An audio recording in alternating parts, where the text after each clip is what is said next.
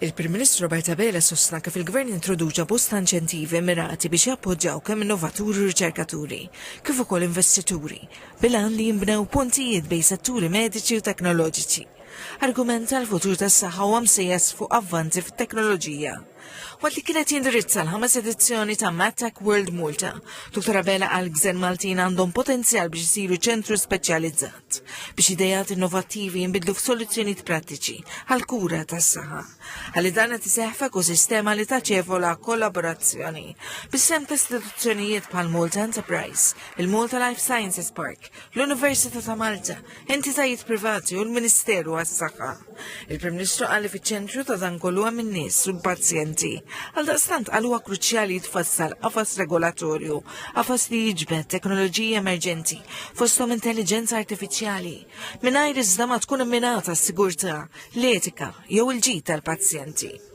Il-Ministru għall-Ekonomija Silvio Xkembri sostna l-progress li kiseb pajjiżna fit-trasformazzjoni diġitali qed issaħħa l-pedamenti ta' niċċa ekonomika ġdida, il-MedTech. Ma' TVM News huwa ħabbar li fil-ġimgħat li ġejjin mistennija jkunu konfermati investimenti sostanzjali fis-settur dawn wara sensiela ta' investimenti li saru fl-infrastruttura diġitali fost l-oħrajn. L-attività f'dan is-settur hija waħda b'saħħitha. U jekk Alla jrid fil-ġimgħat li ġejjin anke nkunu f'pożizzjoni li jekk nħabbru investimenti kbar f'dan is-settur. L-produzzjoni tal-medical devices, medical technology u f'dik l-area.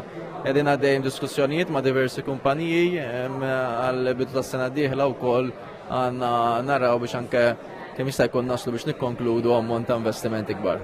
Il-moħħ wara MedTech World Malta, Dr. Dylan Attard, fisser fil-prattika kif il-MedTech tista' tejjeb il-ħajja tal-pazjenti. Tal-pazjenti in ġenerali, fejn hemm sistemi from sempliċement electronic healthcare records kif ukoll wearables biex dak li jkun speċjalment l-anzjani li jkunu d-dar tagħhom kunu nistgħu remotely nkunu nafu l-pressjoni tagħhom, il-heart rate tagħhom. Jekk waqgħux mis-sodda, jekk għadhomx immobilizzaw. So ħafna użu kemm kif fid-djar tan-nies kif ukoll fl-isptarijiet inkunu nistgħu nsibu aktar diagnosi malajr u nkunu nistgħu nittrattaw il-pazjent aktar b'mod effettiv. Ipparteċipaw fil-MedTech World Malta 2025 ħadd sostanzjali ta' startups, investituri, rappreżentanti tal-gvern minn bosta pajjiżi fosthom l-Istati Uniti, ir-Renju Unit, l-Ewropa, il-Vant Nofsani u l-Asja.